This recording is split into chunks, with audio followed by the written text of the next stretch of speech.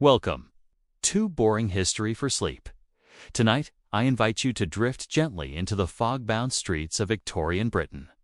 A world of horse-drawn carts clattering over cobblestones, coal smoke drifting from chimneys, and the muffled hum of factory bells echoing through tightly packed alleys. As always, our journey will be soft, steady, and unhurried, designed to soothe the mind with quiet detail and distant memory. You do not need to focus too hard. Let the rhythm of the past carry you. Let your thoughts wander freely as we pass by the forgotten corners of history. This evening's journey is called Why It Sucked to be a Victorian Chimney Sweep, and more. We begin with the cramped, soot-stained world of the smallest laborers in the 19th century. Then, we will follow the quiet battle waged by Florence Nightingale, not on a battlefield of bullets, but one of filth and infection. From there, we drift down into the underground rivers of London, ancient waters that still flow far beneath the surface. And finally, we rise again, this time to the glittering parlors of the elite, where tea is served in porcelain cups and silk rustles softly with every movement. So, settle in, let your breath slow, and imagine yourself in another time. We begin. In Soot. Imagine, you are 7 years old. Maybe 8, but you do not know for sure. You do not own a calendar. You have never learned to read one. There is only the rhythm of your days' short, cold nights and long, dark mornings spent inside the walls of chimneys. You sleep in a single room with others, like you boys mostly, and very small. The room smells of sweat, smoke, and ash. It always does. There is no blanket, only a heap of rags and a piece of stale bread left on the floor beside your head. Before the sun rises, you are shaken awake. It is time to work. The climb the master sweep leads you through damp streets that reek of coal smoke and horse dung. You carry a small bag of tool scrapers, brushes, a blanket to plug the fireplace from below, and a sack to collect the soot. Sometimes you're barefoot. Many of you are. At the first house, the hearth is cold. The flue leads up, narrow and twisting.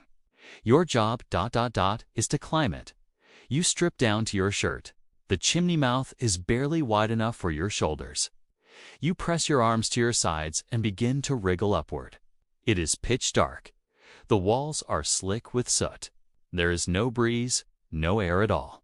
Just your breath, rasping quietly in your chest, and the gritty sensation of ash on your skin. You brace your back and knees against the flue to gain purchase. Slowly, carefully, upward. Sometimes you get stuck. Sometimes a flue is crooked, or too narrow, or already cracked from heat. Sometimes you panic, but if you cry out, the master yells, "Keep climbing, or you'll get the stick." When you finally reach the top, your face is black. Your elbows are bleeding. Your throat is raw from dust. You call down. The master tugs on the blanket at the hearth, his signal to come down again, and then, you do it again. Another house, another flue, another climb. The body remembers your knees are always bruised. Your hands are always raw. Many of you so small develop twisted spines or bent joints, and still the work continues. Chimneys must be cleaned, after all. Sometimes children are trapped in the flues. The soot cakes in your nose and mouth, and panic sets in quickly. If you are lucky, the master pulls you free. If not, well, that is not something the adults talk about. But all of you know the stories. Life outside the chimney. There is no school for you, no Sunday dinners, no birthday candles or wrapped toys. Only bread and dripping, if you're lucky. Gruel when you're not. The streets of the city are always gray. The air is thick with coal smoke. You play with bits of string or pieces of broken glass. You do not know how to read, but you do know how to steal a crust when the baker isn't looking. You are invisible to most adults. You scurry between carts and alleys like a rat. You know where to hide when someone in uniform walks by. But sometimes, If the day is bright and the master is drunk or asleep, you might find yourself looking up at the sky, just for a moment, and you wonder if anyone sees you. The sweeps songs. Sometimes, at night, the older boys hum tunes. Songs passed down from chimney to chimney. They are quiet songs, low and slow. Some are about the work. Others are nonsense. One is a lullaby about flying up to the clouds on the wind from a warm hearth. No one believes it, but it's still sung. They say the best day in a sweep-ass life is when he grows too big to fit the flues. If he survives long enough, the master may give him street work. If he's lucky, he may even become a master himself. But most do not get that far. The soot beneath the city, every chimney in London, once held a child like you. They moved like shadows through walls, scraping and sweeping, coughing and climbing. And though they are gone now, their soot remains. Tiny fragments pressed into brick and mortar, long after the names have faded. So, the next time you sit by a warm fire or watch smoke rise into the air, remember the small hands that once made that comfort possible. Now, let us leave behind the soot-dark chimneys of London and walk, quietly, into a war. But not a war of rifles and charging lines. This is a war of damp bandages, clotted hallways, and whispered prayers in dim candlelight. It is the Crimean War. The year is 1854, and a woman named Florence Nightingale is preparing to change the battlefield without ever lifting a weapon. A quiet rebellion. Imagine her tall, pale, dressed in plain, dark clothing. Her hands are gloved. Her voice is calm. Her resolve is absolute. Florence was born into comfort, but rejected the world of embroidery and courtship. She chose study, silence, and service. Against her family's wishes, she trained in secrets, studying, nursing, statistics, and the quiet mechanics of care. She believed that illness could be prevented, that hospitals did not have to be places of decay and death, that cleanliness could save more lives than gunpowder ever ended. When war broke out in Crimea and British soldiers began dying by the thousands not from bullets, but from disease, she was called. Scutari Barracks Hospital, the hospital to which she was sent, was not truly a hospital at all. Imagine it with me, ... Scutari Barracks, a grand stone building perched near the Bosphorus Strait. From a distance, it looks like a palace. But inside, ... the floors are slick with blood and waste. Chamber pots overflow. The air is heavy with the stench of rot, of infection, of despair. Wounded soldiers lie in rows, many without blankets. Some lie on straw, others on bare boards. The walls sweat with condensation. The ceiling is high, but the ventilation is poor. There are few nurses, fewer supplies. The doctors, mostly men of rank and habitress, had her presence. But Florence is calm, measured, unmoving. She does not argue. She simply begins to clean. The lamp and the silence night after night. She moves between the rows of suffering men. She carries a small oil lamp softly flickering, barely brighter than the moonlight. She becomes known simply as the lady with the lamp. To the soldiers, she is a quiet figure of comfort. Not dramatic, not saintly. Simply present.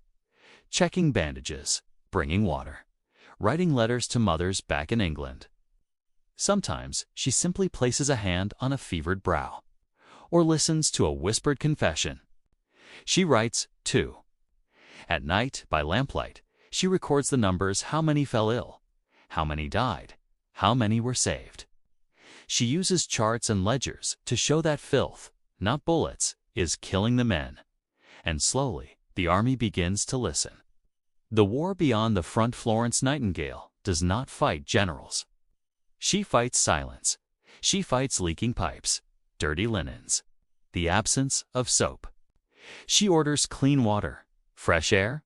She insists on washing sheets, boiling instruments, opening windows, not loudly, not with fanfare, just persistently, quietly, and it works. Within months, the mortality rate in the hospital drops from nearly 50% to less than 3%. Not through medicine, but through cleaning, through order, through calm. The return. When the war ends, Florence returns to England, not in triumph, but in illness. She never fully recovers. Her body weakened, she chooses isolation.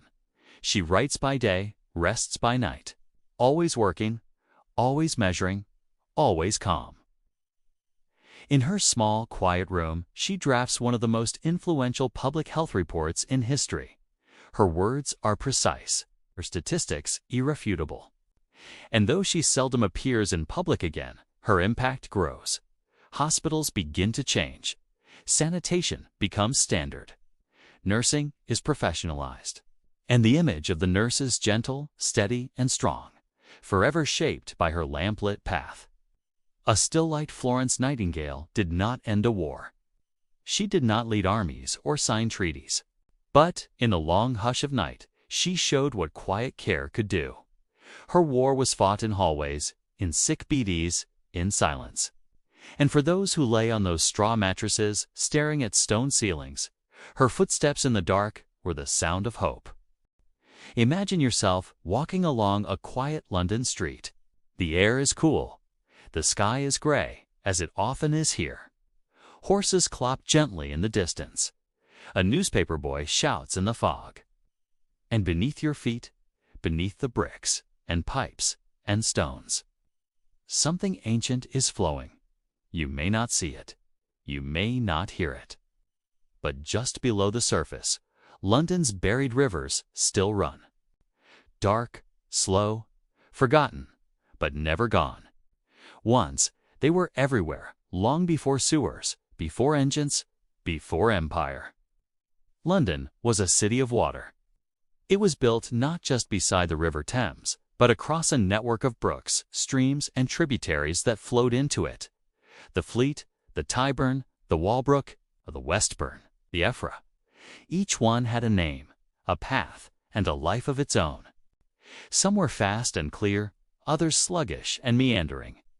They watered fields, turned mill wheels, and quenched the thirst of the earliest Londoners. But as the city grew, streets hardened and houses rose. These rivers were pushed aside, covered, contained, until they were no longer rivers at all, but drains. The river Fleet let us follow the Fleet first. In Roman times, it was wide enough for boats. Its banks were lined with tanneries, butcher shops, and dye works. But these trades poured waste into the water. By the medieval era, the Fleet had turned from river to open sewer. It was eventually bricked over, swallowed by the city. Now it flows invisibly beneath Farringdon Road. Trickling in the dark, heard only by maintenance workers and the occasional fox that finds its way too deep. Sometimes, after heavy rain, you can hear it gurgling beneath a manhole. A reminder that the Fleet has not disappeared, only receded. The Tyburn and the Palace now imagine the Tyburn. It once flowed from Hampstead through Marylebone, splitting as it approached the Thames, wrapping quietly around an island once known as Thorney. On that island now stands Westminster Abbey. The Tyburn still runs near it, silently, and beneath Buckingham Palace too. The Queen's home, and before her, the home of kings, runs a river. It murmurs through culverts and concrete, past boilers and basements, as if bowing gently to the monarchy overhead. The Westbourne and the Serpentine. The Westbourne once sparkled openly through Hyde Park. It fed the Serpentine Lake, which still reflects the willows and walkers of London. But upstream, it is long gone from the surface. Buried, contained in iron pipes, forgotten strangely. Though you can still see the Westbourne, if you know where to look. At Sloane Square Underground Station, high above the train tracks, runs a great steel pipe. That pipe carries a river. You may wait there for your train reading a book, watching the time, while the waters of the Westbourne flow above your head, unseen, unspoken. The underground map of water, if you had the right map not of roads, but of lost waterways, you'd see rivers crisscrossing the city like veins. Every street you walk may once have been a riverbank, every hill a watershed, every alley a trickle turned dry. London is not just a city of stone and smoke, but of memory and moisture, of ancient paths flowing just out of sight. Whispered remnants, you may sometimes hear them still. On quiet nights, after a storm, a drain that echoes a little longer, a puddle that never quite dries. The scent of dampness rising from a subway grate. They are not ghosts in the usual sense, but they are hauntings in their way. Hauntings of geography, of history, of time's gentle erosion. The rivers are still there, still flowing, just lower, quieter, like dreams beneath a sleeping mind. Imagine. It is a calm afternoon in the year 1856. The fog outside is soft and thin like lace trailing across a window pane. But inside, the drawing room is warm, quiet, and richly furnished. A gentle fire crackles in the hearth. The clock ticks with elegant restraint, and on a table of inlaid mahogany, the tea is being served. Welcome to the world of the Victorian elite, a world of silks and whispers, of porcelain cups and strawberry jam, a world far removed from the rooftop soot of chimney sweeps and the hospital wards of Crimea. Here, everything moves slowly. The ritual of afternoon tea is not just a drink. It is a ritual, a pause in the day, a signal that all is well, that life continues with order and refinement. The table is carefully set. Fine china, pale as eggshell. A tiered tray with thinly sliced sandwiches, cucumber, salmon, perhaps watercress. Small cakes, lemon tarts, and scones, still warm, served with clotted cream and preserves. The hostess wears gloves. Her dress is tailored, cinched tightly at the waist, cascading in folds of velvet or silk. She sits upright with practiced ease. Every motion is deliberate. The tea is poured, not too hot, and never to the brim. Milk is added second, or perhaps first. There is a quiet, endless debate. Sugar is stirred exactly 3 times. Voices stay low. Laughter is soft. Nothing must startle or draw too much attention. Conversation carefully measured. The topics are chosen as carefully as the silverware. One might speak of the latest concert at Covent Garden, a cousin's engagement, or the color of imported roses blooming out of season. Politics, when discussed, is spoken of distantly. War is an abstraction. Factory conditions a rumor. If the conversation turns too sharply, someone will gently steer it back, to embroidery patterns, to lace, to books, to weather. No one raises their voice. No one hurries. Even boredom, here, is refined. The room itself. Look around the parlor. The wallpaper is floral, but not too bold. A pianoforte stands in the corner, its lid slightly raised. Books with gold-embossed spines line the shelves, though many remain unread. A clock shaped like a Grecian column marks the slow hours. There may be a canary in a gilt cage by the window, its song muted by layers of curtain. Servants pass through silently refilling teapots, adjusting cushions, clearing plates. To the untrained eye, it seems effortless. But every detail, every bow, every fold, every practiced smile has been rehearsed since childhood. The young ladies' daughters of the house are present. They sit in pressed dresses, their hair pinned neatly, their hands folded just so. They speak when spoken to, laugh when expected. Each gesture is soft but calculated. They are not expected to labor, but they are expected to marry. And so every glance, every cup lifted just so, every approving word from an aunt is part of the silent courtship dance that defines their future. Outside, the world may churn. Inside, it is always tea time. The contrast, and yet, just a few streets away, smoke curls from chimneys cleaned by children no older than these girls. Across the city, hospital wards still struggle against infection. And underground, the forgotten rivers carry the city's waste out of sight, but always flowing. The aristocracy knows of these things, but distantly, abstractly. A letter may be written, a donation sent, but the tea is not delayed. The hour passes. Eventually, the tray is cleared. The guests rise slowly. A few turn pages in a book. One lifts embroidery from a basket. Another begins to play a soft waltz on the pianoforte. Time moves gently here. The afternoon fades into dusk without urgency. The gas lamps will soon be lit. Dinner will be served at 8. But for now, there is stillness. Above and below the chimney sweep sleeps on a burlap sack. The nurse sits by her ledger, alone in her room. The river flows beneath Sloane Square, and in this parlor, someone adds another lump of sugar to her tea. London contains all of this. All at once, all at the same time. Each life separate, but connected by the same city, the same hour, the same history.